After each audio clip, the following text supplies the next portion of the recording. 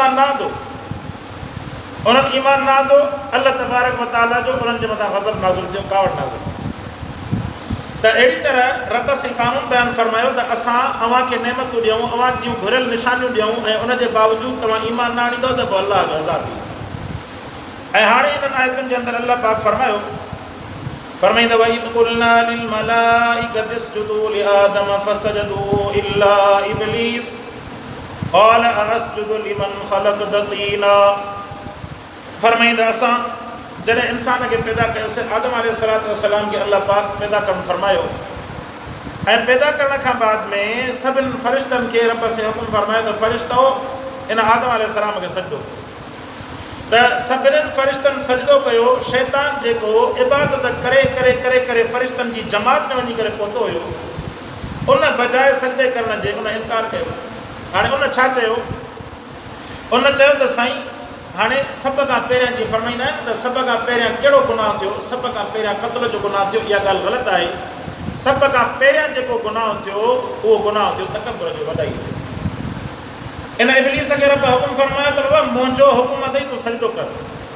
हुन बजाए सजदो करण जे पंहिंजा अक़ली मिसाल ॾेई करे उन शइ खे यानी अक़ल सां साबित करण जी कोशिशि कई त मां पंहिंजी जॻह ते सही आहियां।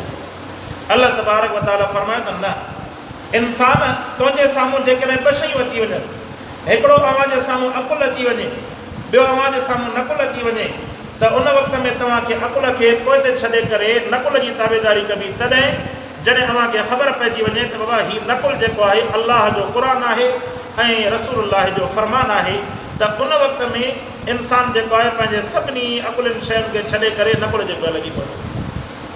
हाणे जीअं अव्हांखे मिसाल ॾियां, केतिरा ई जेके असांजा दुकानदार मुस्लमान नमाज़ पढ़ंदा आहिनि, पर जेको आहे जमात सां नमाज़ पढ़ण जो एतमाम न कंदा आहिनि। उन्हनि खे जेकॾहिं चवंदासीं रोज़ी आहे, दुकान कीअं बंदि कयूं, ग्राहक मोटी वेंदा, हीउ फलाणो मसइलो थींदो, त मुंहिंजा दोस्त इहो वजह न आहे, इहो वजह न आहे। जे मोहम्मद अरबी सल्लल्लाहु अलैहि वसल्लम जन जंगियुनि जी हालत में बि साईं जेको आहे नमाज़ न छॾणु फरमाई, जमात सां नमाज़ साईं पढ़ाईंदा हुया। उन अरबी सल्लल्लाहु अलैहि वसल्लम जन उम्मत खे इहो सबक़ु ॾिनो, सफ़र जी मजबूरी ॿी शइ आहे, ॿियूं जेके आहिनि मर्ज़ जी ख़ुदा न ख़ासि मजबूरी ॿी शइ आहे। आम जेको आहे रूटीन जे अंदरि को माण्हू दुकान ते वियो, दुकान ते वेठो आहे, को भाॼी वठणु वियो, को सौदो वठणु वियो, उन जे अंदरि जेकॾहिं ताख़ीर थी वई त इहे वजह न आहिनि जमात जे छॾण जा। तव्हां जिते बि आहियो, तव्हां जेको आहे पंहिंजे इन मां सम्झो त जेको कमु तव्हां कयो था मुलाज़मत मां, उन मां वक़्तु कढी करे तव्हां जमात सां शरीक थियो। छो तव्हां आज़ादु मुस्लमान आहियो।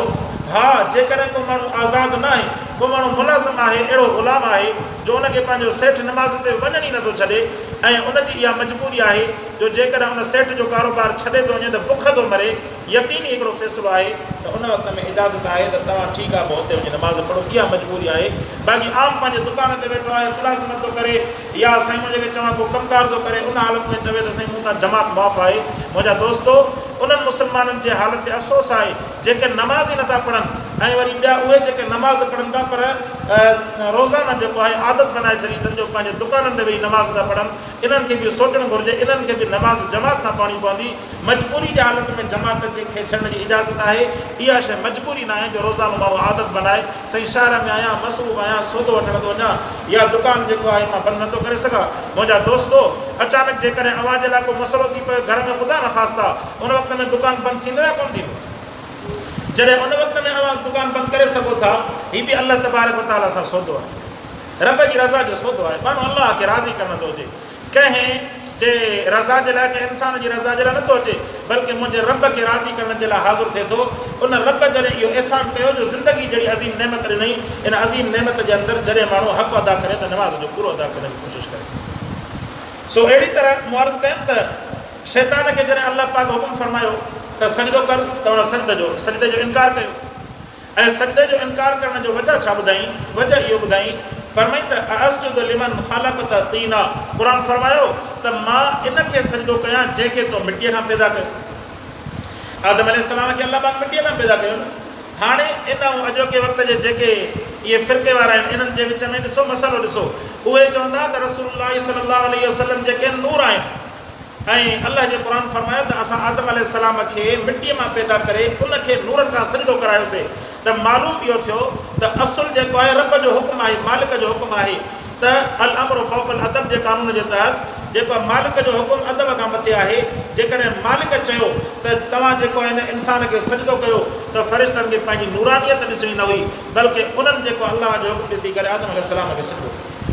उन्हनि सभिनि सजदो कयो, उन्हनि जे मथां अलाह जूं रहमतूं नाज़िल थियूं। इब्लीस इनकार कयो, हुनजो वजह ॿुधाई, चई त मूंखे तो पैदा कयो बाहि मां ऐं हिन खे तो पैदा कयो मिटीअ मां। बाहि रोशनीअ जे एतबार सां इन खां मिटीअ खां वधीक आहे, तंहिंजे करे मां मिटीअ खे कीअं सजदो कयां, पंहिंजी पेशानी मिटीअ ते कीअं झुकायां। अल्लाह तबारक व तआला उन वक़्त जो जेको उनजो गुनाह हुयो, अल्लाह पाक उनखे क़ुर जे अंदरि बयानु फरमाए करे हिन इंसान ज़ात खे सबक़ ॾिनई त इंसान इहा न सम्झजांइ त मां पंहिंजी पेशानी मिटीअ ते थो झुकायां, मूंखे मिटी थी लॻे, या जेको आहे इन जे अंदरि मां एॾो मोतबर आहियां। मुंहिंजा दोस्त, मोतबर काइनात जे अंदरि कोई शख़्स कोन्हे। मोतबर जेकॾहिं काइनात जे अंदरि आहिनि त उहे सिर्फ़ु ऐं सिर्फ़ु मुस्तफ़ा सल्लल्लाहु अलैहि वसल्लम खे। जॾहिं अल्लाह पाक उन्हनि खे पंहिंजे तरफ़ घुराए वरितो त काइनात जे मथां हुक्मरानी कंदड़, कल्ह जेके असांजे मथां हुक्मरानी कंदड़ हुया, अॼु मिटी जे हेठां पिया आहिनि। हुनजी मोतबरी कहिड़ी आहे? अवां ॾिसो त ग़रीब हुजे अमीर हुजे, इन ई मिटी जे हेठां पूरो मथां घणी टाइल हणनि, मार्बल हणनि, कुबा ठाहिनि, छा बि कनि, पर हू त उन ई कमरे में पियो हूंदो जंहिंजे अंदरि ग़रीब दफ़न थींदो, उन ई जे अंदरि अमीर बि दफ़न थींदो। तंहिंजे करे काइनात जे अंदरि अल्लाह तबारक व तआला जे हुक्म खे को टारे न आहे सघियो। जीअं उन्हनि जेको 25 अक्टूबर ते लिखनि था त कोरिया जो जेको इहे सैमसंग कंपनियूं जेके इहे मोबाइलियूं हलनि थियूं न, इन्हनि जो जेको ऑनर हुयो, मालिक हुयो, हाणे इन वटि एॾी मिल्कियत जो पंहिंजे मुल्क खां बि वधीक आसूदो हुयो। ऐं उन जेको आहे दुनिया जी हर शइ ख़रीद कई, जेका उहा ख़रीद करे सघे थी उन ख़रीद कई।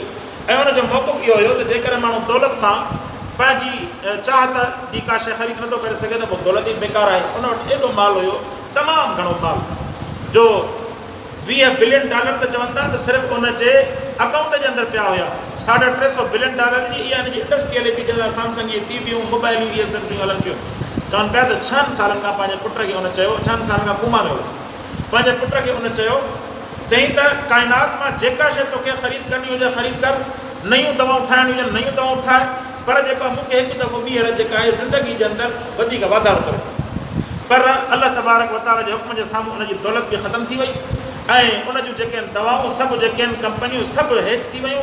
अल्लाह जो हुकुम आयो, अल्लाह तबारक व तआला उनखे मौत ॾेई करे दुनिया वारनि खे साबित करे ॾेखारियो। फरमाई त जेकॾहिं अल्लाह तबारक व तआला जी इहा रब जी हाकिमियत, अल्लाह तबारक व तआला जो हुकुम जेको आहे सभिनि दुनिया वारनि जे मथां साबित करणी, अल्लाह जो अमर आहे। इन रब जे अमर खे कोई टारे नथो सघे। जेकॾहिं कोई टारे ॾेखारिया त दुनिया जा फिरौन, हामान ऐं कारून जेके आहिनि अॼु ताईं ज़िंदा हुजनि, मौत खे टारे न सघे। हालांकि काइनात जे अंदरि जेके आसूदा माण्हू, आसूदनि माण्हू जे अंदरि अकाउंट नंबर हिन जो अचे पियो, एॾो मालदार माण्हू हुयो, पर मौत खां पंहिंजो पाण खे बचाए न सघियो। इहा हिकिड़ी अटल हक़ीक़त आहे मुंहिंजा दोस्त। जेकॾहिं इहा हिकिड़ी अटल हक़ीक़त आहे त इंसानु उन मौत जे लाइ तयारी छो थो करे? क़ुर फरमायो, फरमाई त वई कुलना लिल मलाइकति उसजुदू, जॾहिं असां चयोसीं फ़रिश्तनि जे लाइ उसजुदू, अवां सजदो कयो साईं कंहिंखे? आदम अलैहिस्सलाम खे। मतिलबु इन जो इहो थियो त रब जे हुक्म जे मुताबिक़ असांखे फर्मा बरदारी करणी आहे। अल्लाह तबारक व तआला जो हुकुम इंसान खे सम्झ में अचे तॾहिं बि फर्मा बरदारी करणी आहे, न अचे तॾहिं बि फर्मा बरदारी करणी आहे। फरमाई त उसजुदू लिआदम फसजदू इल्ला इब्लीस, सभिनि सजदो कयो, इब्लीस इनकार कयो। क़ाल असजुदु लिमन ख़लक़त तीना, फरमाई त छा मां सजदो कयां उनखे जंहिंखे तो पैदा कयो मिटीअ खां? साईं त जंहिंखे तो मिटीअ खां पैदा कयो उनखे सजदो कयां। क़ाल अरअयतक हाज़ा अल्लज़ी करमत अलैय, फरमाई क़ुर फरमायो अरअयतक हाज़ा अल्लज़ी करमत अलैय लइन अखरतनी इला यौमिल क़ियामह, शैतान चयो, चई त तो हिन खे मूंखां वधीक इज़त ॾिनी आहे। अल्लाह पाक खे तो चवे, शैतान रब सां मुक़ाबिलो थो करे, साईं मूंखां वधीक हिन खे इज़त ॾिनी थी।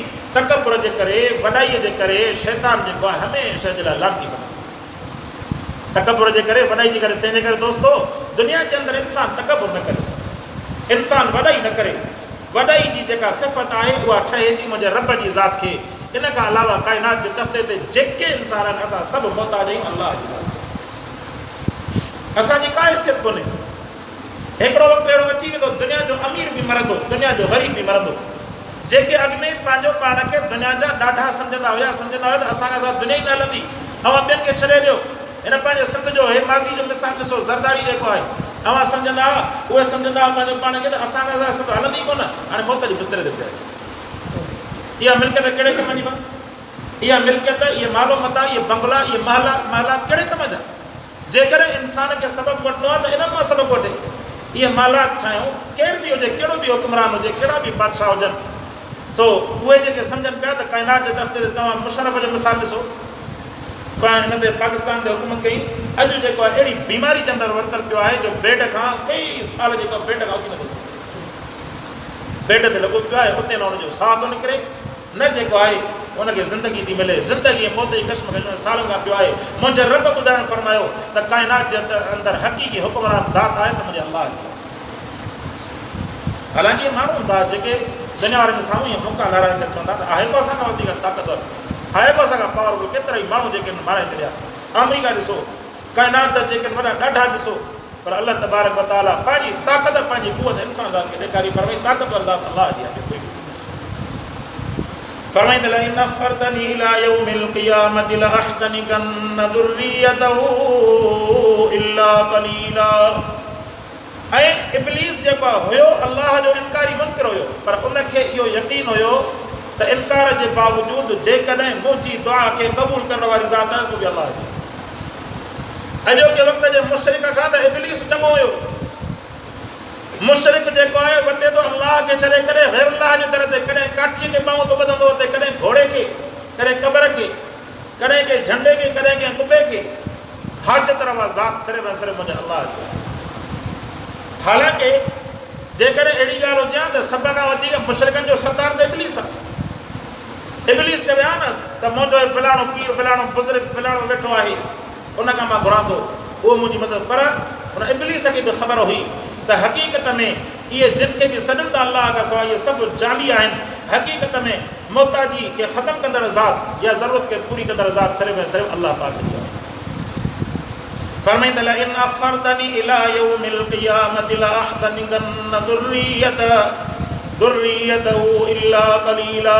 साईं जेकॾहिं तूं मूंखे मोहलत ॾींदे क़यामत जे ॾींहं ताईं लअहतनिकन्न फासाईंदुसि हिन जी औलाद खे, आदम अलैहिस्सलाम जी औलाद खे मां फासाईंदुसि। इहे फासाइण जा सभु तरीक़ा आहिनि इब्लीस जा। कॾहिं गाननि जे ज़रिए सां जवाननि खे थो ख़राबु करण जी कोशिशि करे, कॾहिं छोरियुनि जे ज़रिए सां, कॾहिं कंहिं ज़रिए सां, कॾहिं जेको आहे कंहिं सोशल मीडिया जे ज़रिए सां, कॾहिं कंहिं तरीक़े सां, कॾहिं वॾनि खे जुआ जे ज़रिए सां, कंहिं न कंहिं तरीक़े सां वेठो थो उन्हनि खे ख़राबु करण जी कोशिशि करे। पर इहे शैतान जा जेके निकर पिया था हलनि। फरमाईंदा लअहतनिकन्न ज़ुर्रियतहु इल्ला क़लीला, इन जे औलाद खे मां ख़राबु करण जी कोशिशि कंदुसि, पंहिंजो हमवार बनाईंदुसि, पंहिंजो साथी बनाईंदुसि, इल्ला क़लीला, मगर जेके बचण वारा थोरा हूंदा, थोरा जेके मुवैद हूंदा, उहे मुंहिंजे वस में न ईंदा, बाक़ी जेको आहे उन्हनि खे बहकाइण जी, ख़राबु करण जी कोशिशि कंदुसि।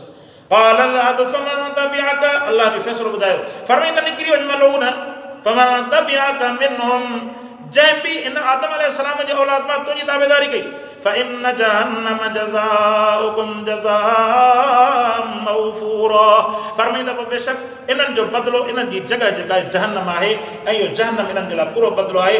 अल्लाह ॿुधाए छॾियो तव्हां जेको या त इब्लीस जे पासे ॾांहुं थियो या रहमान जे पासे ॾांहुं थियो।